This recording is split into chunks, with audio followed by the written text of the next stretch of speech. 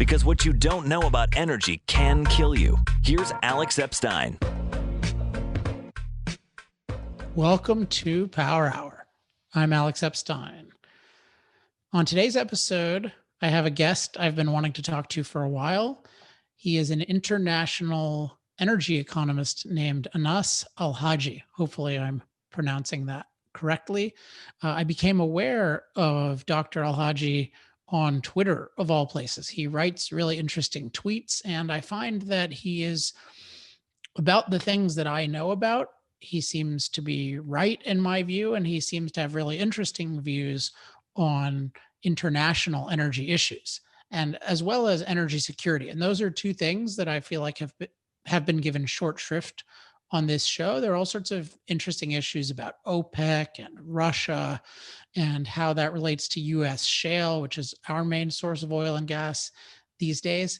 And I'm not an expert on a lot of that, but I am really interested in expertise. So I'm bringing on Dr. Alhajji to talk about that, as well as to talk about energy security, which is very much related to international energy markets. So I actually just completed this interview yesterday, so that I can tell you there's a lot of good stuff in it, and I hope you enjoy. All right, I'll be back with you on the other side. I'm joined now by Anas Alhajji. Anas, welcome to Power Hour. Thank you very much.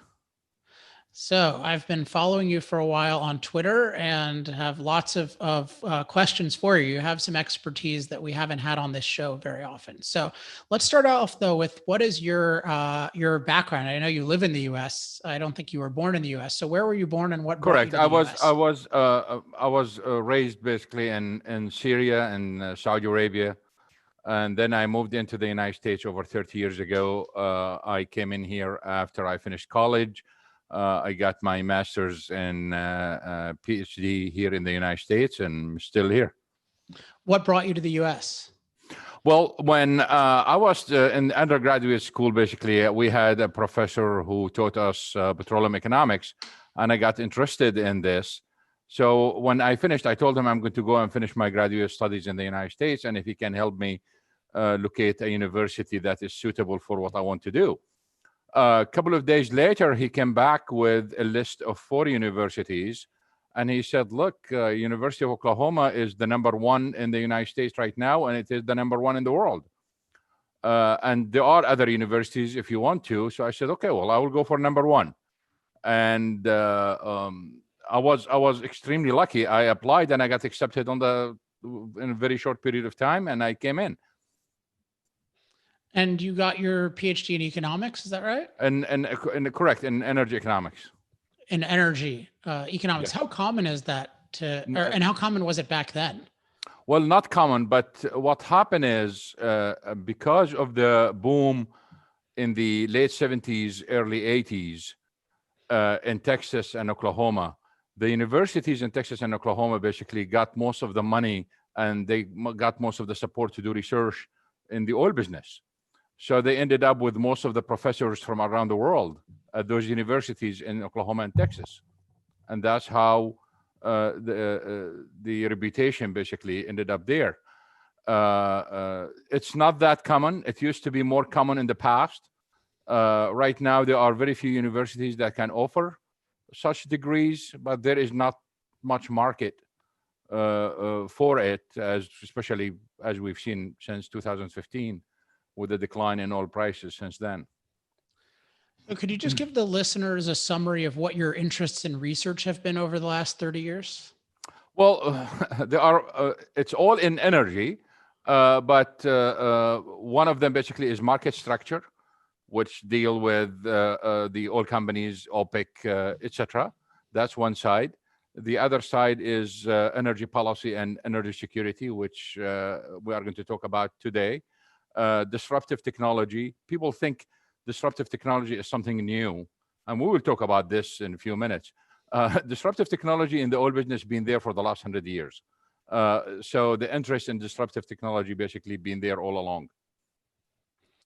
All right. Well, these are all things I'm interested in. So let's jump in. Let's talk about energy security. And recently, when I'm curious about your overall view, and then I saw recently you used something called the Energy Security Star, which I'm interested in. Okay. When we talk about energy security has 6 dimensions.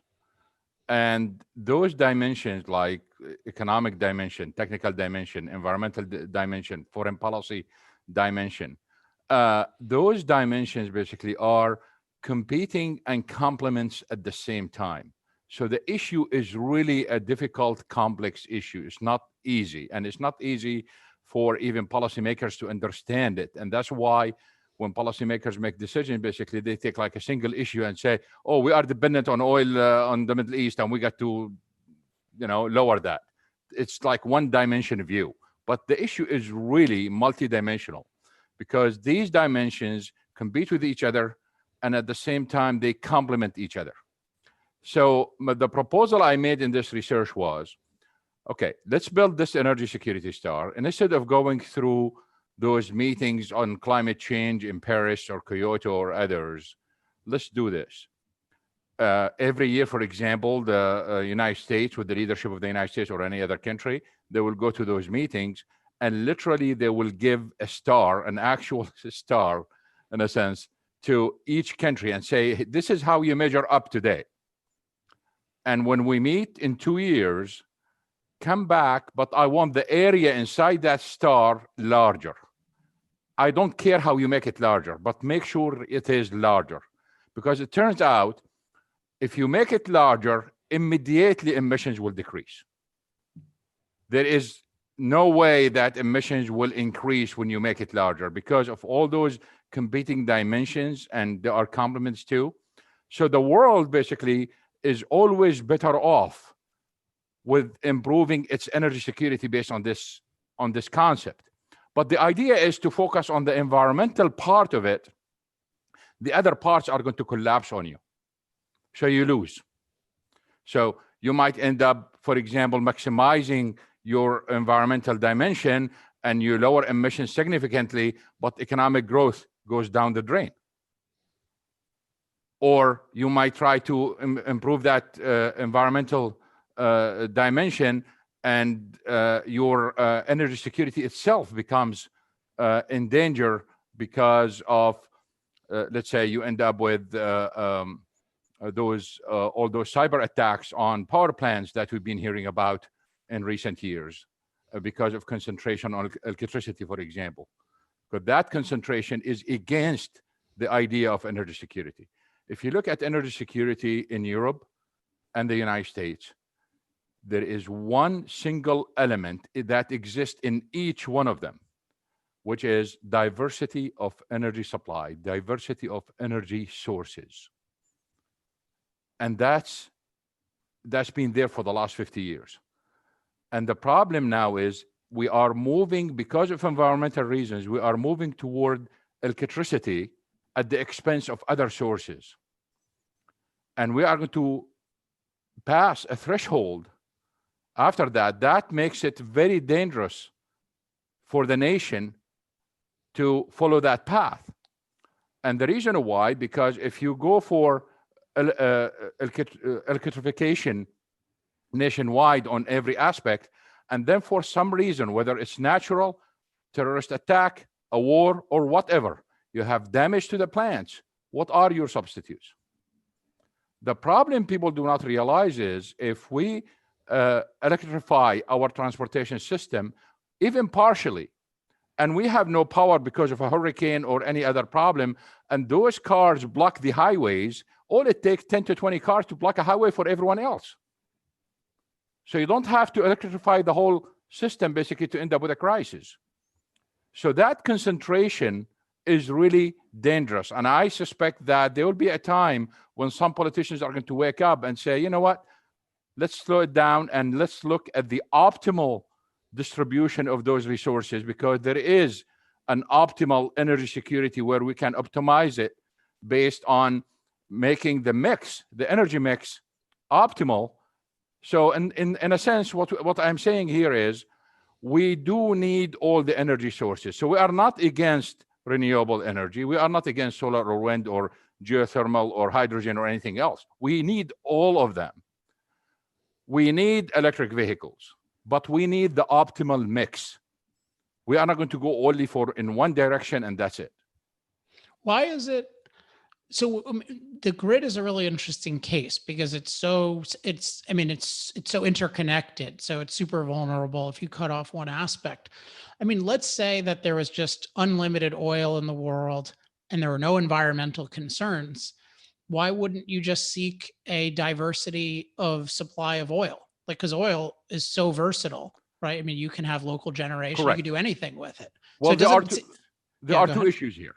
The first one is if you want to go that route, you need diversity of imports and you need diversity of suppliers. So the Yes. idea of diversity still exists there anyway.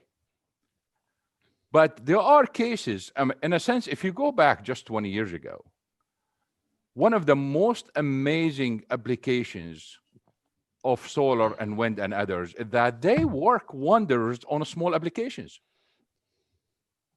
And if you look at the small applications of solar in particular, I mean, it's like it's extremely cheap and it works. Wherever you go, you have that calculator with you, or you have your watch with you, and it runs on solar. So the small applications, basically, of those energy sources works wonder. In fact, if you go back to places like Haiti, for example, during the earthquake, and other places where we have crisis, there's this guy who invented this case. It's a medical case.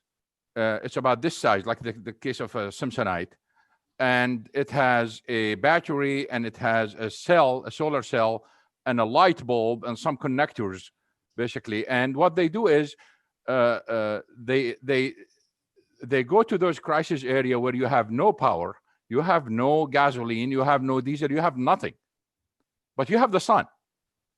So what they open this case, basically, and they charge that light bulb. And if you read the stories, basically, they are amazing stories, because for example, they were called to a house in Haiti where a woman was delivering a baby after dark, and there was no light, nothing. It was dark, jet dark, black. And that light basically saved the day, and they delivered the baby. So on a small applications, those technologies basically are amazing. And what happened is government, I would like to emphasize this point, governments decided, oh, I want to take this technology from small applications to massive, large applications. So by government choosing what succeeded on small applications, moving it to large applications, caused us so many problems. Until today, we still pay them subsidies simply because they don't work without subsidies. But on a small applications, the government never paid subsidies for them. Right. Let me ask, in terms of energy security, what do you, so you mentioned over-reliance on electricity as a potential source of energy insecurity. What are the other major sources of energy insecurity you see? And there are certain that I'm concerned about, particularly with the new administration, but I'm curious what you're concerned about. And let's focus on the US just for correct. our purposes. There are many. In fact, the biggest threat to energy security are policymakers. And there are enough evidence to support this idea. By making the wrong choices or forcing certain choices on people, they are causing all kinds of energy security. There are all kinds of contradictions in policies themselves. I mean, it does not have to be the United States, because one of the favorite examples, you and I basically kind of exchange messages on this, that there are places in countries where, like Brazil, Argentina, India, for example, where you have kind of emerging economy with massive population, but the poverty the poverty rate basically is very high. And when the IMF and the World Bank advise those governments that they need to reduce the subsidies to fuels, they did reduce subsidies, and fuel prices went up. One of the objectives was, of course, to balance the budget so they can pay their debt, but the other objective was environmental. Well, what poor people did, they went back to the old coal mines and they start digging by hand. They went back and start cutting wood from the forest. And they started burning all that coal and forest. And in India, for example, they used cow dung to cook on and do all that stuff. So the emissions went up simply because of the wrong energy policy, because policymakers did not think about the unintended consequences. So to answer your question, one of the problems that we have is policy making that does not count for the unintended consequences. And this is one of them. What about in the US, we have a lot of opposition that's probably only going to increase to infrastructure. How does that affect energy security? This is particularly pipelines. Yes. It's not only pipelines. Basically, this NIMBY thing is growing now. It's the irony is it's backfiring right now on solar and wind. So people, even with solar and wind, they don't want it in their backyard. The irony is even rich people do not want it in their backyard or they're close by. Here I am in North Texas. Basically, we have a big lawsuit in the area here because of this. Without naming names, there are very, very famous names who were on the other side. They don't want to see any of that. So the idea here is we have this NIMBY that people do not want it, yet people want energy, people want electricity. The irony is when people switch on the light, they don't think where the electricity is coming from and what source of energy is being used. They just switch the light and that's it. They want the light at the end. But they don't want any other things that are associated with it. They don't want to see the wind turbine in their backyard. They don't want to see the gas well in their backyard. They don't want to see any of that.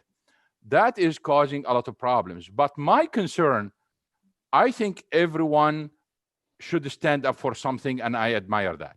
So those who are anti-pipelines, I admire their stand. And I encourage, even historically, I encourage my students basically to participate in social discourse of various things that they care about. My problem is many of these things are based on wrong information or based on hype. And that's what I do most of the time. And I think you've done that in your book, and you've been doing this often, that we are really not against any of those energy sources. We are just against the hype that is being promoted and against the ignorance that's been widespread nationwide and now worldwide because of these things. So when it comes to pipelines, one of the problems we see is you talk to those people, they don't know more than they cannot even go behind the veneer of the issue. And that's a big problem for me. So if we just talk a little more specifically, like what could happen in the next 4 years if just the opposition of pipeline continues, where you even see some vandalism of pipelines? How could that affect energy security and then the affordability and reliability of Well, energy? I'm glad you mentioned this. We have this event in Aspen, Colorado today on the gas pipeline, which is clearly a big problem. The problem is, people should realize that if we are not going to get the gas and we have a cold winter, schools are going to shut down. Am I exaggerating? No, because we've seen schools shut down in 1973, 1974. So it happened before. If we are going to shut down the pipeline or prevent building the pipelines of oil supplies coming to the United States, guess what? If refiners cannot get this oil, they are going to move out of the United States and we're going to lose jobs. So what we are going to tell those families who lost their jobs? One of the problems we have is if someone been at a job for 30 years and they lose it, the probability of getting a similar job with the same pay is very little. So we are destroying families in the process, and those guys they don't even know they are destroying families in this process. Then comes the other issue. All of a sudden, they start screaming and yelling at Saudi Arabia and OPEC. Well, you cannot have it both ways. You cannot yell and scream about Saudi Arabia and OPEC and block pipelines at the same time. You cannot have it. You have to choose one of them.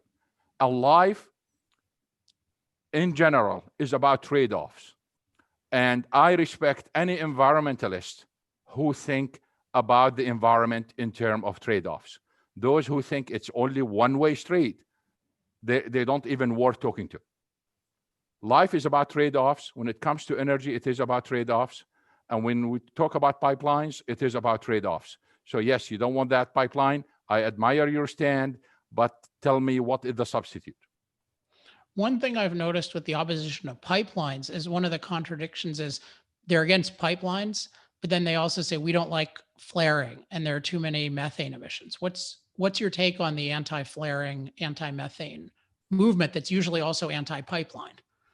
Well, generally speaking, I mean, let's admit it, that this is just a fact of life, that the oil industry have done a tremendous job in trying to meet the environmental standards, but they still have a long way to go. So we are not saying they are angels. We are not angels in the industry. So they still have a lot of things to do. We should not have any flaring. We should not have any methane basically creeping out to the atmosphere, etc. That should be fixed. But the problem we have here, it's kind of funny.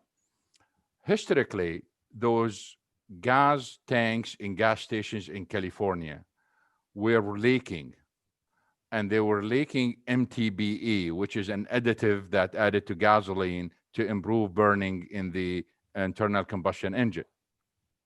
And that seeped to the groundwater and caused problems.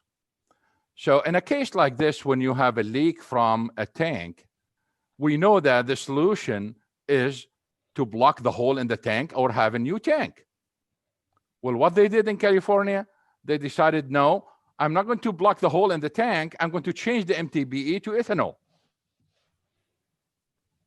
And then we moved to the ethanol phase, where we ended up with more problems after that. This is exactly the same problem we are seeing here, is that, okay, you want to fix the methane problem. You don't block or plug in all the wells and finish the oil industry completely, thinking that will stop flaring and that will end it. Okay. The other issue related to this is we have all these divestment that we are hearing about from major funds, and including that the Rockefeller Fund, which is one of the most ironic stories in the oil industry, the divestment from the oil industry.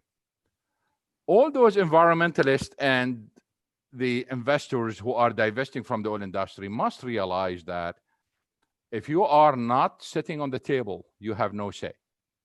You want to make a change, sit on the table. You don't want to make a change, leave. And that's what they are doing. That's one of the contradictions. And then they can yell and scream as much as they want outside. No one is going to hear them. They were better off basically staying in the business, influencing the business, making the change they want, than to divest and run away. And that's one of the biggest problems they have with methane and the opposition to pipelines. Those guys are better being on the table than just to trying to block everything, because the bottom line is we have about 4 to 5 million people who live off the oil industry in the United States. If you are trying to suffocate them, justify that. What you are going to tell your kids about that? What you are going to tell your students if you are a teacher about those families and those children? And if you are going to influence their lives and tell them to get another job, help them get another job. Don't attack them and don't badmouth them. Those guys are not there in the oil industry simply because they want to hurt anyone else.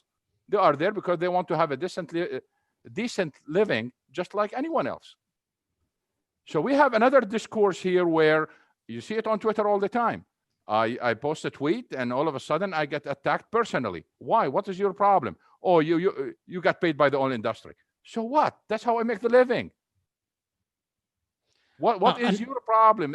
So there is this kind of discourse that they don't want even to talk. So how are we going to solve problems if we are not going to talk? So the bottom line is the only way we can solve this problem is to talk. And if they don't want to talk, then they are the problem.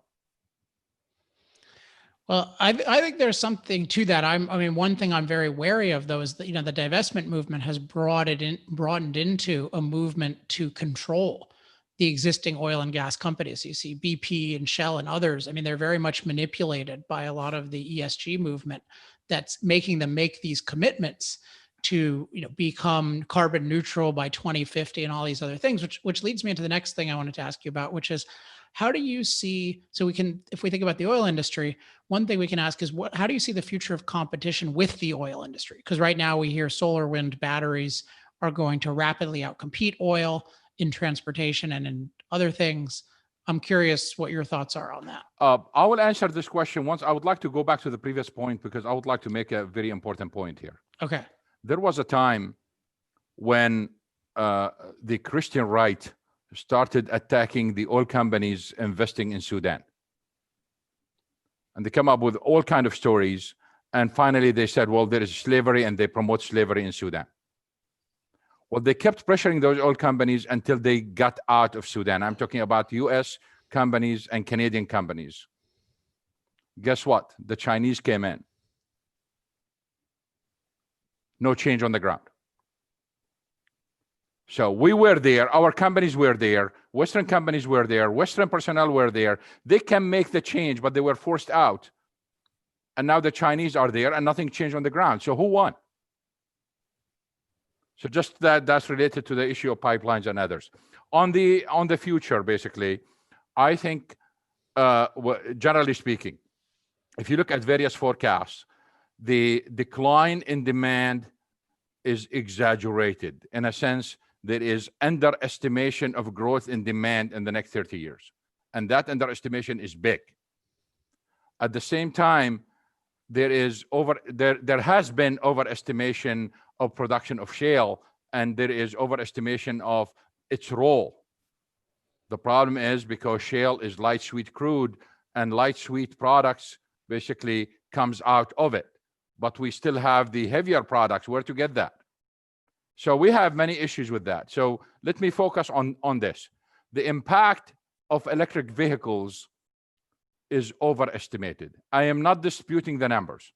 In fact, even in my model, I have 700 million cars, electric cars by 2050. So I'm talking about a massive number. And I don't think it is possible for that number to materialize, but let it happen. 700 plus is needed only to keep oil demand, global oil demand, at the 2019 level at 100 million by 2050. So even with massive penetration of electric vehicles, we still have 100 million barrels of oil demand in 2050. Here is the problem. Between now and then, to produce this 100 million, all of it has to be fresh oil. What that means is I still need trillions of dollars in investment in the oil industry just to keep what remains out of the oil demand after the EV revolution. So there is an overestimation of the impact of EVs. One of the problems that where the overestimation comes in is that all those forecasts, basically, they've been counting the switch from CNG. So if there are CNG buses in certain towns, they switch to electric. They count that as oil, although it's gas. And that's a big problem. The other problem is, since 2008, basically, we've been working on models where, if you recall, between 2008 and 2012, everyone was thinking about, oh, we are going to move to CNG and gas vehicles are going to be the new thing, etc. So when we are doing the modeling, and countries like China, India, Pakistan, they start switching to CNG, and we looked at the forecast, it's the same forecast of electric vehicles we have today. People are saying, okay, this is, the next green stuff, and we are going to switch. Now, electric vehicles are taking over the forecast of natural gas. So once you look at the impact and look at the final impact, basically, the final impact on gasoline demand and diesel demand is way lower than what they are estimating. The other issue that is striking is that they expect the improvement in efficiency of ICE vehicles. So we are talking about gasoline and diesel vehicles to be historic. So they expect in the next 25 years, the improvement in ICE efficiency is higher than anything we've done. And that does not make sense. We had the low-hanging fruit in the 80s. We already went through it. We already used all the light metals that we can use. Cars are getting smaller until they cannot get smaller than our bodies. So where that efficiency is going to come from? The technology already maxed out. So they expect that 8 to 12 million barrels a day of lost demand because of efficiency. Where is the contradiction here? The contradiction is, if ICE vehicles are going to be that efficient and that environmental friendly, why do I need EVs? So you cannot have it both ways, that we have massive efficiency here and at the same time we have massive growth of EVs. It does not work. So you mentioned two things that really interested me. One is there are false assumptions or contradictory assumptions built into some of these forecasts. And then you mentioned that you had a model as well that stipulated the unrealistic possibility of 700 million. Where can we learn more about both of those, both the false assumptions and then also whatever model you have? Well, usually I do speaking engagements, and I do I kind of convey most of the details and show all the numbers through those presentations. Yes, but one issue that people should realize when we talk about international organizations, let's pick up the International Energy Agency or OPEC, etc. When they take the information from member countries, they do not question this information. So if the UK says, I'm going to ban ICE in 2030, they take it as given and they do their modeling based on that. If the government of Germany says, I'm going to improve ICE efficiency by 30%, they take it as is without questioning it, whether it's technically feasible or not, whether it's motivated by politics or elections or not. They don't question that. It is us, the independent analysts, who question that. So the fact that international organizations take the intentions of the member governments as is itself make those forecasts questionable. Yeah, I mean, you see this, if you study the history of any of these forecasts or these claims, these promises, they never come true. I mean, all the climate pledges don't come true. So it is a huge hole if you're actually treating that as even likely, let alone certain. Let me ask then about, so we talked about a little bit about oil industry competing with other industries. How do you see future competition within the global oil industry? And I'm particularly interested in your thoughts on OPEC and Russia. Sure. Let me start with the following statement. I think people should realize, and we should hammer this point often so people know that. There is no competition between oil and renewable energy. There is no competition between oil and solar and wind. Solar and wind produce electricity. In OECD countries, India and China, so we are talking about 80-90% of the global oil demand in this case, their usage of oil in power generation on average is less than 2%. For countries like France and India, it's less than 1%. And that 1% basically is because of either remote areas that the only solution they have, or simply because of historical reasons, or in a sense, like in some places in the United States, when you talk about, especially about heating oil, simply because there are state regulations where if you want to do modifications to your house or to the building more than $10,000, then you have to make it handicapped accessible. Then your cost will go to $500,000. So people will prefer to stay with the old system and not move to the new system. So in a sense, what I'm saying here, even the replacement for that 1% is very hard remaining. So I just want to emphasize that point. There is no competition between renewable energy and oil. The only issue here comes when we talk about electric vehicles that are using solar and wind. That's when we talk about replacing oil. That's number one. Number two, on the market structure and in the oil business. The first question is, do we need OPEC plus? The second question is, does the oil market need management? And if you look at the history of the oil market in the last 160 years, the answer is yes.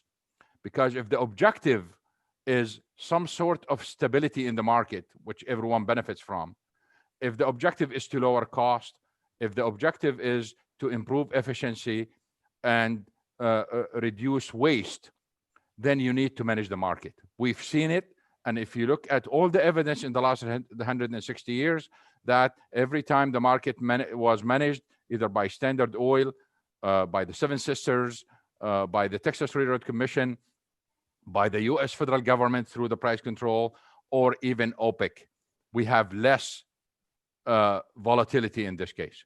The reason why we have more volatility during OPEC time, because OPEC is the least effective organization among all those who try to manage the market, because OPEC controls only their crude production, while everyone else, especially if you look at the Seven Sisters, they control the industry from the discovery phase all the way down to the car.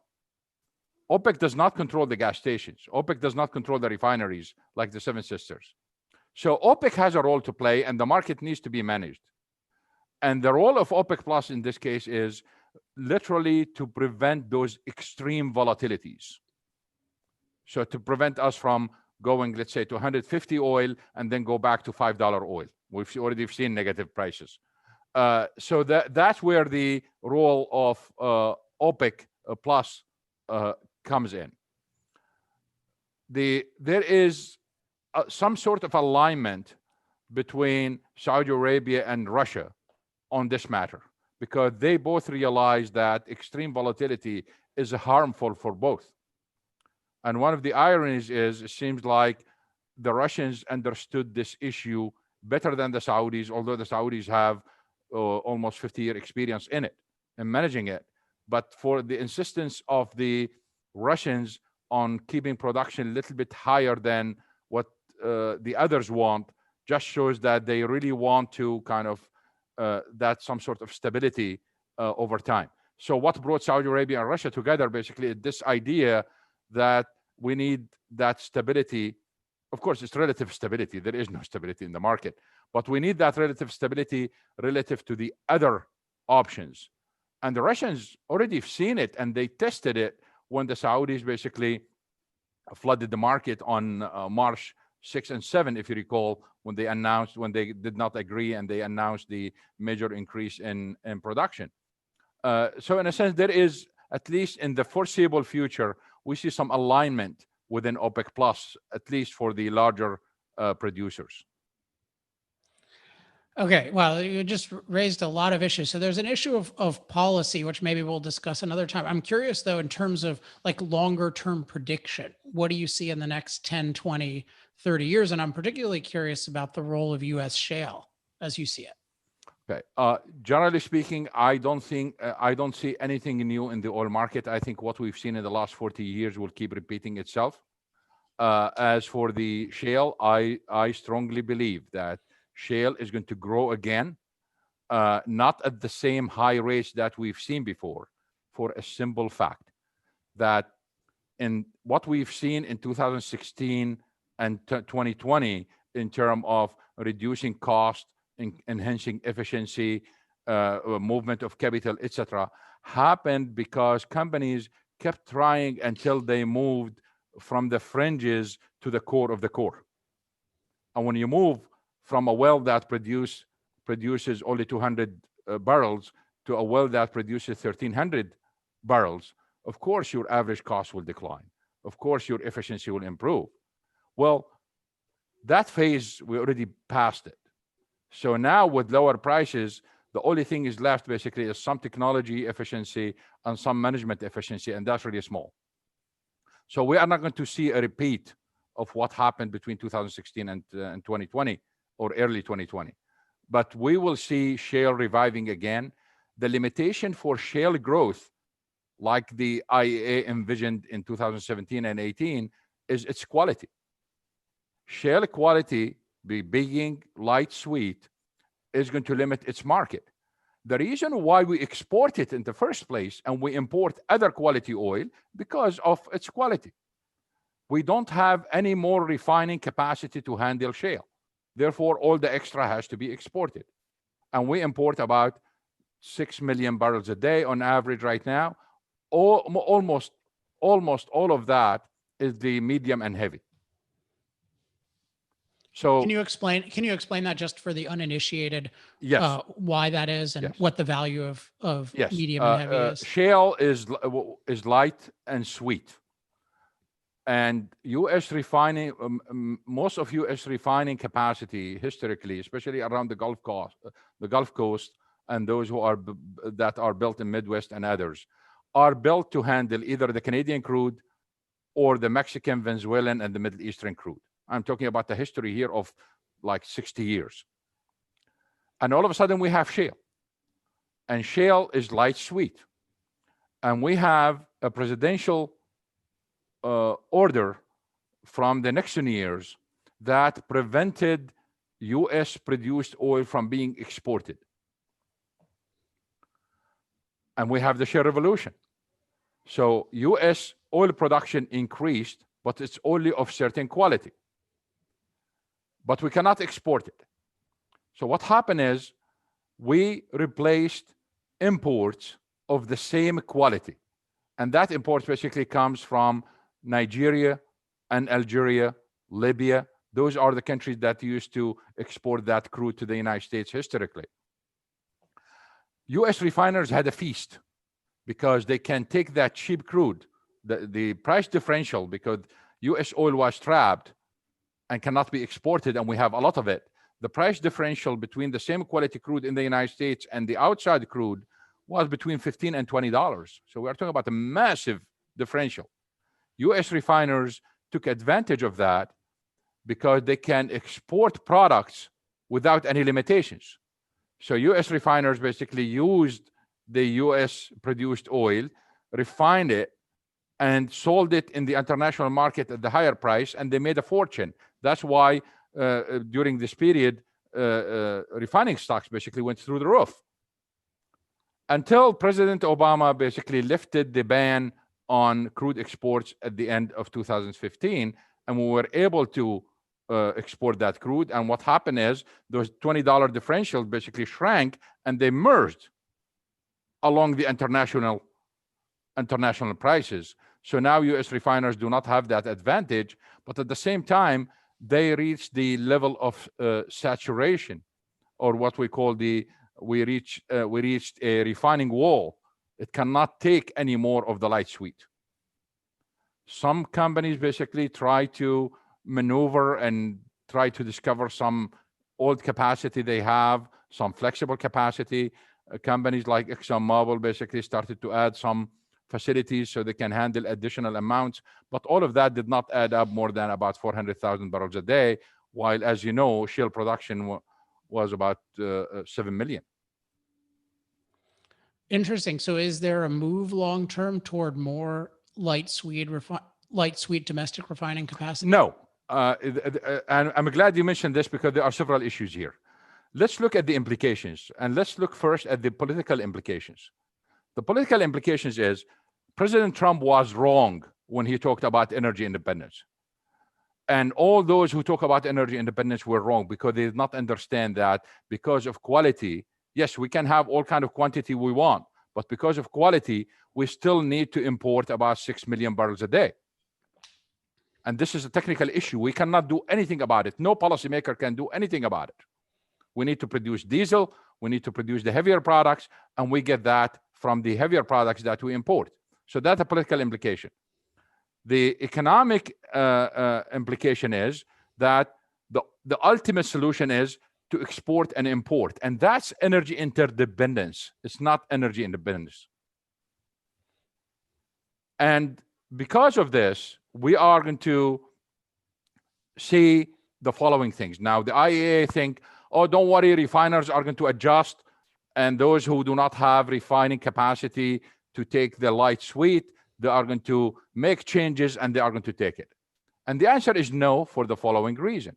If you look at the same agencies that are saying this, and you look at their supply side and the demand side, it is clear that those who work on the supply side did not talk to the guys on the demand side, because their forecast on the demand side is for the heavier products in the next 30 years, while their forecast on the supply side is for the lighter products. Well, how you are going to meet demand then if your production does not match your demand? So there is a serious issue here. And if you look, for example, at the increase of trucking in Asia, and those trucks basically are going to run on diesel. Well, diesel needs to come from the medium and heavier crude, not from the light crude. And therefore, we have an issue here where we have, in a sense, double mismatch. We have the first mismatch is between the oil produced and the capabilities of the refining sector. And the second mismatch is between what is being produced and what is demanded on the other side. And we have two levels of mismatch. This is fascinating. So what do you think? I guess I still don't understand why. Well, okay. So globally, I can see the trend is for heavier oil, like heavier oil as the basic material being more valuable, or more, at least increase in demand to that relative to light sweet crude. What do you think U.S. energy policy should do to account for these facts that you're talking about? Well, the basics of U.S. energy policy are still the best. And if you, administration after administration, whether Democrats or Republicans, the basic issues are diversity of energy supplies, diversity of energy imports. That's been the main thrust of every single energy policy. And that should remain. Now, we've seen, because of various reasons, we've seen more concentration on the Americas. So that's from the Clinton years, basically. We've seen more concentration on Canada, Mexico, and Latin America. And most of U.S. imports basically are coming from those countries. There are many ways where the energy security of the United States can be maximized. People should understand, especially some politicians must understand that, yes, you have all kinds of dictators around the world. And oil producing countries have their own dictators too. And there are wars in those countries. But when it comes to energy security, it's not only about political instability. There are more labor strikes in democratic countries than undemocratic countries. And we've seen more disruptions from labor strikes in countries like Norway than any other places. So if you are a policymaker or analyst who is focusing on energy security, you take those labor strikes as serious as any political disruption. So the issue here is not only about wars and political instability, etc. It is about these issues. If you look at the cyber attacks on energy facilities, for example, we have more cyber attacks on those facilities worldwide than any political or than the number of political instability out of the Middle East or Latin America. So from an energy security point of view, we have other issues to worry about beside political instability. But for the media, political instability basically give them a kind of a bigger bang than the other issues, although the other issues are extremely important. The other related issue is the same issues we have with oil historically when it comes to security of supplies exist for lithium and cobalt and nickel and everything else. So to assume that whatever we know about oil and political instability and labor strikes exist only with oil, that's a big mistake. The other things basically exist. In fact, we should remember that the US Army moved in to an African country just recently, just in case something happened in the Democratic Republic of Congo, to ensure the supplies of cobalt keep flowing to the US industries. So to think that we had wars only because of oil and it's not going to happen because of the other resources, that's kind of a big mistake. Yeah, I'm glad you brought that up. And at some point, I'm going to do a whole show on that aspect of energy security. Final question. Your profile on Twitter says, ban private planes, not my truck. Why does it say that? Well, let me give you a couple of numbers. A private plane going from New York to London will consume about 2,300 to 2,600 gallons on one trip, one way. I consume that in my truck over a 2-year period. So we have those thousands of private planes And the environmentalists basically are ignoring them on several levels, while they want to ban the big trucks, the big SUVs, and they want to do something about them, etc. Why really the big thing is with those private planes. The guy who's going on a private plane can go first class on a big plane, and the environmental savings are massive. Just going first class instead of a private jet. So what I consume in my truck this is, by the way, I have the biggest truck on the road. What I consume in 2 years, those guys consume on one trip between New York and London. Yet environmentalists want to ban my truck, and they will let the other guys off the hook. It is an interesting, I mean, I'm for being able to use all of them, but it is interesting how all these efficiency things penalize certain people. And there's not these, like, logically you'd say, oh, you should just restrict the overall fuel use if you were restricting it, which I'm not in favor of. But yeah, it's like, no, you impose these onerous standards. You don't allow people to get the cars they want, the trucks they want. Even with home stuff, you make our dishwashers inefficient. You make all these things inconvenient with all these efficiency standards. And yet wealthy people can just consume enormous amounts of energy to do. Well, there is a fact right now, after studying this for a long time, it is at the end, the bottom line of everything we see about climate change, that it is a rich man thing. And my problem is, you earned your money, you want to spend it any way you want to, that's fine. But to think you have the right that others have to behave like you, although they cannot afford it, that you don't have the right for that. Let me give you just another example on the hypocrisy here, because I think this is a very important story too. If you find yourself in a hole, the first rule to get out of the hole is to stop digging. What the environmentalists are doing basically is they just keep digging and digging and digging. So here we have a case in California where a wind farm basically needs to be built, and they are asking for a permit. And what the state is doing, the state basically is suggesting that they need to spend more money to protect the endangered species, the birds that are being killed by the wind farm. And instead of stopping the wind farm from killing the birds, they are resorting to spending the taxpayer money, or the wind farm basically is volunteering to pay for it, to expand the endangered species programs at some universities and facilities so they can produce more birds to be killed by the wind farm, which is one of the most outrageous things I ever heard since I've been in the energy industry. In a sense, you are in the hole and you just keep digging and digging.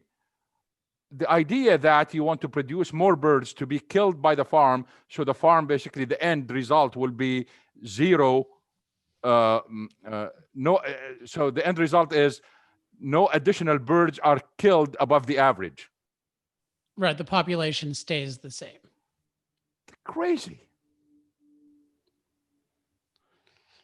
Interesting. Yeah, that one, we should talk about that one sometime. I don't have as negative a reaction to that one as you do. I mean, my basic reaction to all these things is I'm primarily concerned with you're mandating energy be less affordable and less reliable, and how much that hurts the average person. So there is, the thing that's really outrageous is also just, I think you've mentioned this, that an oil company, if one bird dies, I think it's literally a federal case, or it's a huge thing. Whereas wind turbine, just by its nature, it kills these rare, supposedly protected birds.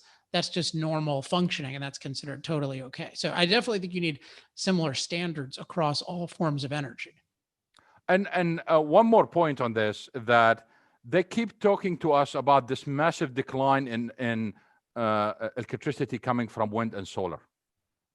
Well, show me the numbers. Because if you look at electricity prices in Texas, as you know, Texas and Oklahoma are major wind producers.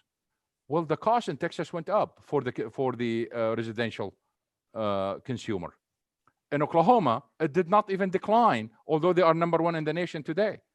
So who is benefiting from the solar and wind?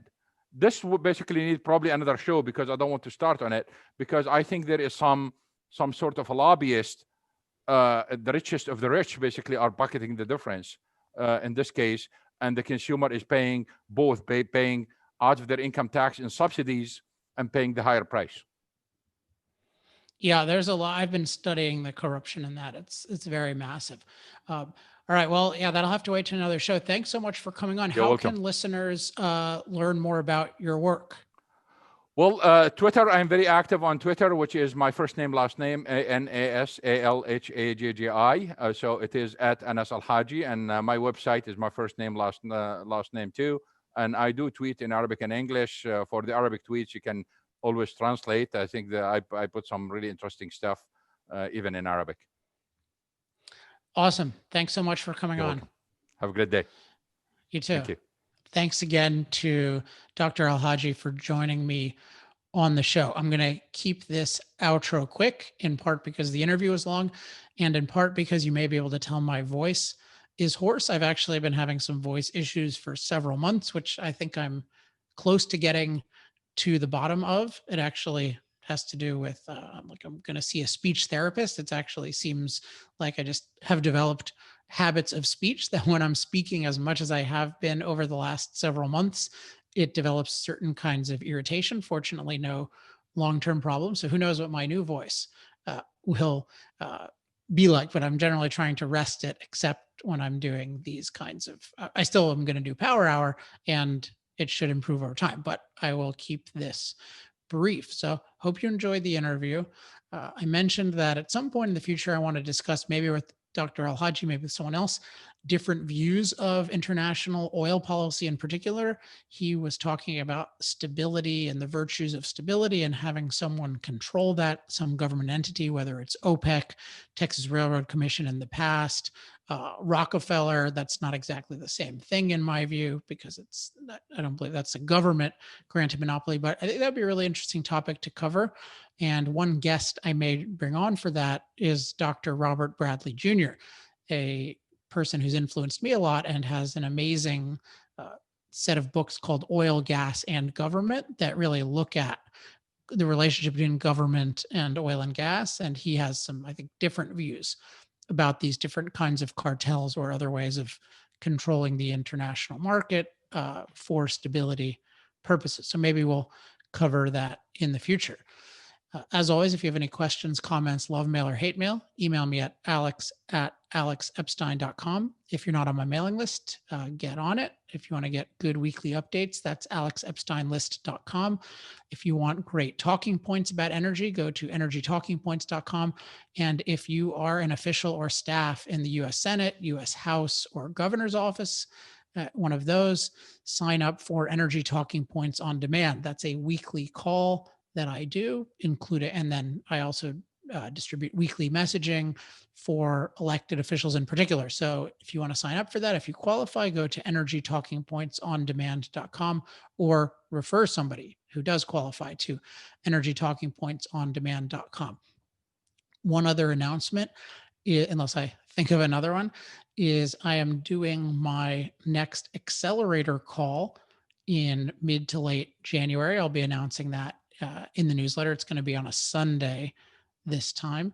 And if you want to go on the call, if you're already an accelerator, which means at some point in the last year, you've gone to industrialprogress.com/accelerate and made a contribution of any size, then you'll just get an email. Let me know if you don't, but you definitely should. And if you'd like to come on the call, you can just make a contribution at industrialprogress.com/accelerate. And Accelerator is our program that specifically raises money to accelerate our efforts by funding research and development and by funding different kinds of promotional activities. On that call, I'm going to be discussing a topic I've never fully discussed publicly, at least not with my current understanding, which is the idea of shaping moral narratives. I used to talk about this a bit, but I think it's a very helpful concept to think about in terms of how to change the debate on energy, thinking in terms of moral narratives.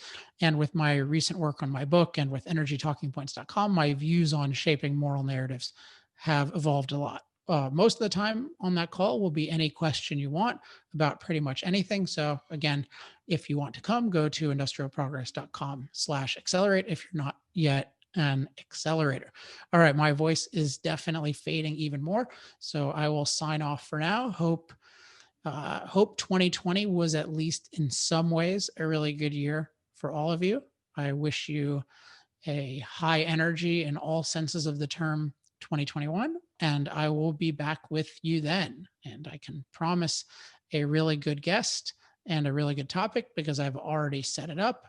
It's going to be one of my favorite thinkers, Ankar Ghate, and we're going to be discussing how industry can effectively defend itself. All right. Until then, I'm Alex Epstein. This has been Power Hour. Power Hour. Life, liberty, and the pursuit of energy. Power Hour. The antidote to shallow thinking about energy issues.